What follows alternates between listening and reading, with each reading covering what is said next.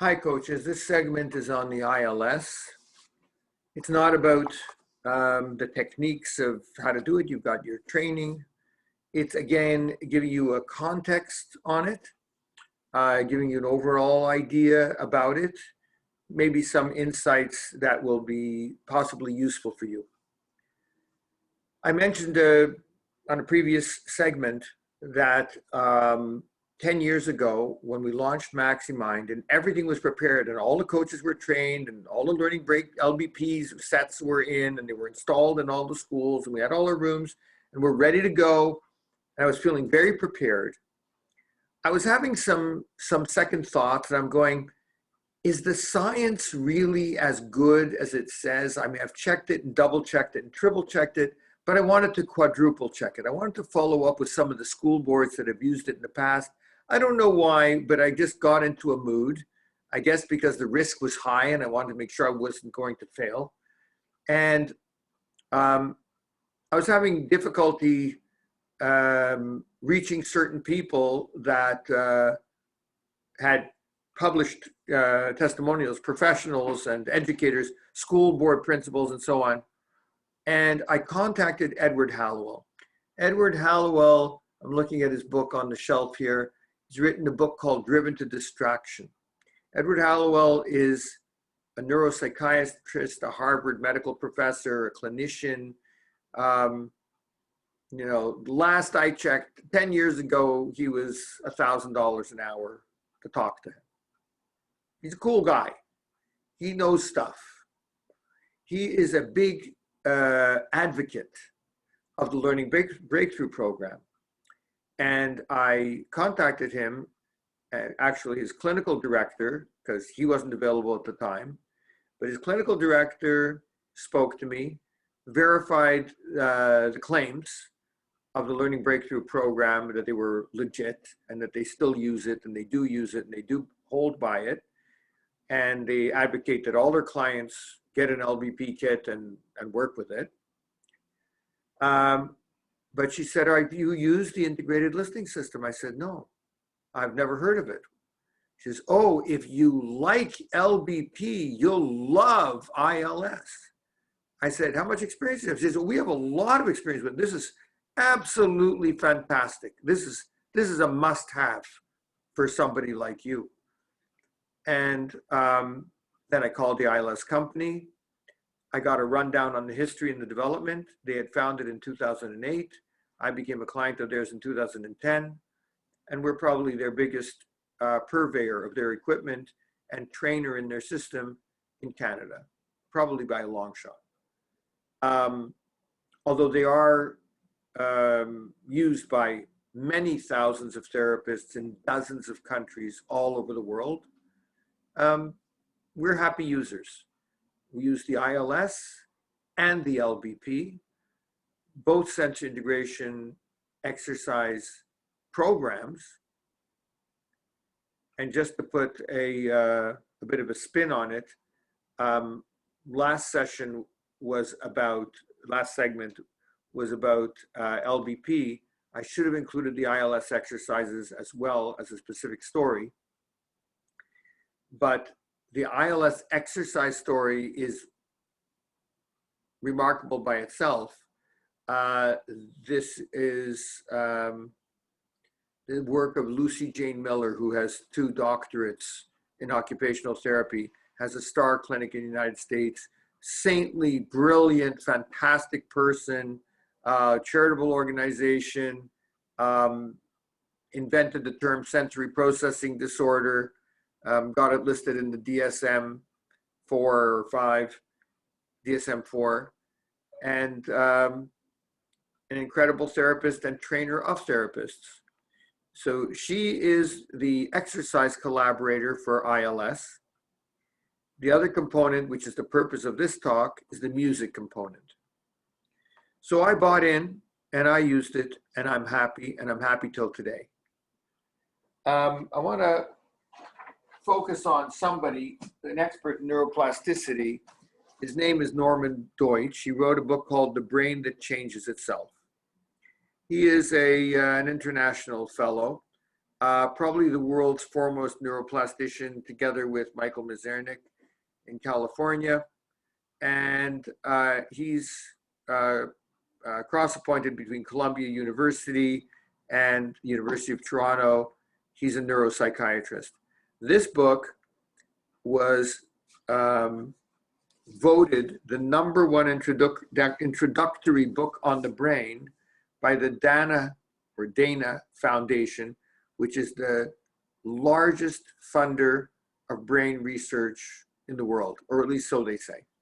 I didn't count the dollars, so I have no clue. So this wonderful book was followed by this wonderful book, his second book, Norman Deutsch's second book, The Brain's Way of Healing. In The Brain's Way of Healing, there is an entire chapter called A Bridge of Sound, chapter 8. And A Bridge of Sound features the Tomatis method that ILS is built on, the ILS method itself, and its founder, Professor Ron Minson, Dr. Ron Minson, sorry. Dr. Ron Minson's story is itself remarkable. He is a co-founder of the ILS company, together with his wife, Kate, and Randall Redfield, who used to be in the sensory integration exercise business. A story in and of itself. Ron Minson had a daughter who, as a young adult, was dyslexic and suicidally depressed. And as a psychiatrist himself and the director of 2 psychiatric clinics in Denver, Colorado, he was unable to help his child. Not through referrals, not through his own intervention. Nothing really was helping her, neither with the dyslexia, and the depression was not being helped either. His wife had heard about Alfred Tomatis in France, who was having good luck with dyslexia and other treatments. He was actually most famous for helping autistics and opera stars who had lost their voice, oddly enough. The expressive language component being that which is in common. His discovery was, we speak the way we hear. So by enhancing the neuromuscular development of the ear, we'll be able to improve or recover function that was lost and help with auditory-based functions such as singing, speaking, and all kinds of social communication as well. The Tomatis method was something that Ron Minson did not want to get involved in for his kid. It seemed too weird and too non-evidence-based and too experimental. But family pressures being what it is, he agreed that he would do this based on certain threats and warnings his wife made. And within a few short weeks, his daughter was cured of dyslexia and depression. And he was completely flabbergasted. And he decided to go to Paris, because he had done the program in America, mentor with Dr. Tomatis, and improve on his methodology. He took a room full of electronics, Minson did, which was Tomatis's whole lab, a whole gigantic arrangement and apparatus. And if you wanted the Tomatis method, you really needed to, model it after there. He made certain recordings that other people have used, but that was the nerve center. But he transformed that into a small amp and iPod thing, which is the package that's worn in that fanny pack that your clients will use. And he engineered the music. He actually got about 20 odd patents on improvements of the Tomatis method. And right now, I would say that the Tomatis company, the grandson of Alfred Tomatis, is not at the same level as what Ron Minson has created. There are a number of developers of this methodology, and I think Ron Minson's is the best of the lot. The music is palatable to the ear, unlike other Tomatis spin-offs or developments along the straight line. The child will accept the music much more readily. The gating, which is a kind of a wave between left and right ears, is based on volume inversions that are opposite in nature, and they switch at different times and at different frequency channels. So there's the frequency bandwidths that the music is at, and then there's the shift back and forth. But the shifts are done in such a way that your brain feels it strongly, but your ears have to really work to detect it. Very subtle, very smart, very effective. So what you want as a coach is that the child that you work with should wear those headphones as soon as possible.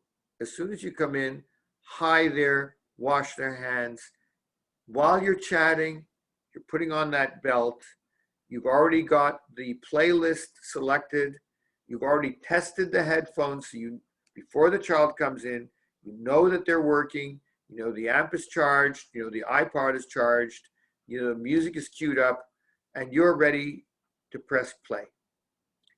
And that's what you do. You belt them up. Of course, the hardest part might be the belt. Some of these kids are pretty small, and you're adjusting between one child and another. But once that music is tied onto him and the cables are well connected and not twisted, and the headphones are on, and maybe he's got a headband which is allocated to him for sanitary purposes. He's got his own headband on, and he's listening to that music. He may want it quieter, louder. You'll be learning about the adjustments. As soon as that happens, you're getting progress. If he did nothing else but listen to that music, he'd be getting a fantastic neurodevelopmental therapy as part of a frequency package where you're going to get your 40 or your 60 sessions. This is going to be great for your client. Just the music. To do the music while doing the exercises, fantastic. To do the music while doing the extra activity, which might be between the exercises and the computer, fantastic.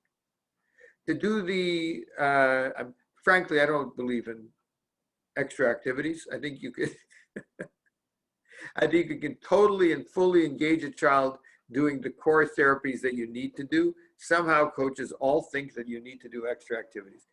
Experiment without extra activities.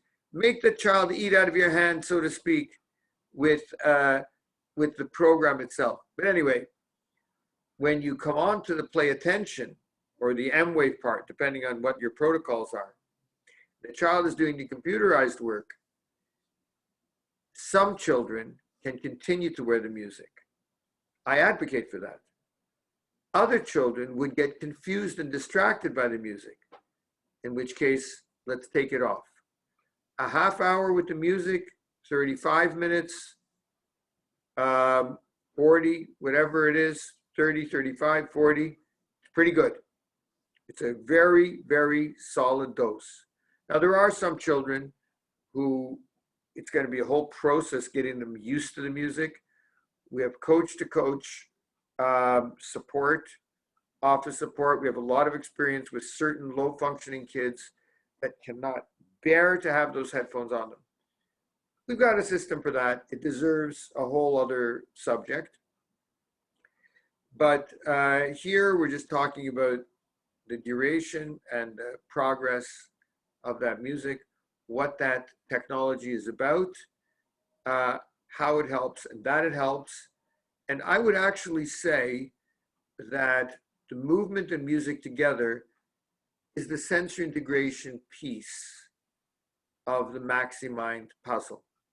It's the music is vibrating the strings in your brain in its own way, and the exercise is building the networks in its own way. But both of them are a whole brain workout that really creates a new normal for a child, the music and the movement. And again, back in 2010, that's all I had, music and movement, and results that went through the roof. Add the play attention, and it's a whole new ballgame.